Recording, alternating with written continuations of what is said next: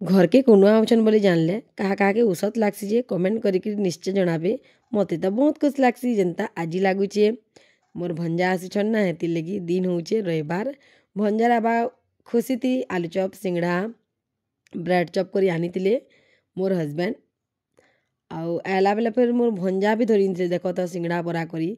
तो मैं तांको कहूली क्या जानल भंजा देख तो मोर मामू केते आनीछन बोली। तो सी कहले कि समस्ते मिसिकी खाएमा बोली धरी आनली गो माई बोली। तो छाड़ धरी तो आनली आगे और क्या कह पारमा। तो एम को देदेली तीन लुकु बसिकरीटा खाऊछन। आज मोर सासू माँ नान से मैंने जाइछन तांकर माँ घर बथरला के मामू घरे ना नुआ घर बनीछन। तो घर प्रतिष्ठा करछन तो पूजाटे रखीछन हेतिर लगे माँ जाइछन।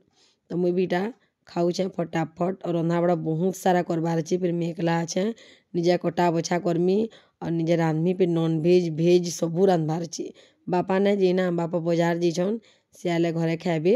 तो तांकर लगी मते सेमी तरकारी करबार अच्छे।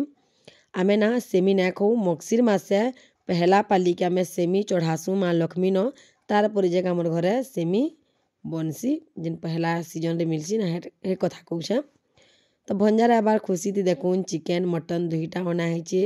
तो चिकेन के मी कषा करमी और मटन के मी झोल करमी।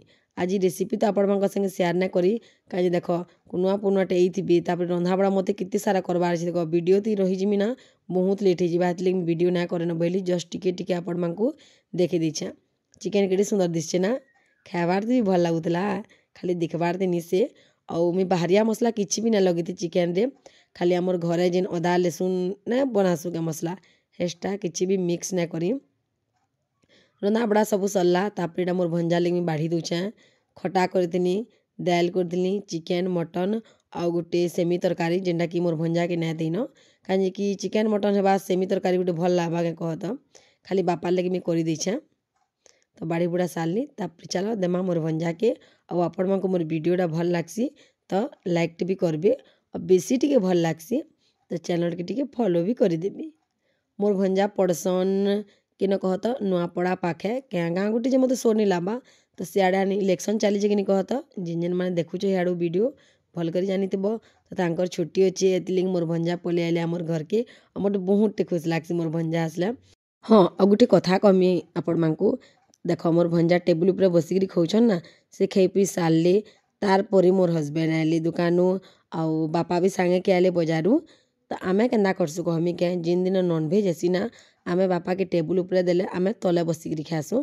तो आपण मैंने देखिपारे बापा चौकी बसीछन मोर हजबैंड तले बसीछन। तो दुही खाई सारला परे मुई बसली टेबुल न। तो इन फोटो छाणी टाइम रे तो 2-4-5टा कमेंट आसीला कि तुम टेबुल उपरे बसल तो मोर हजबैंड के तले देल बोलिकी।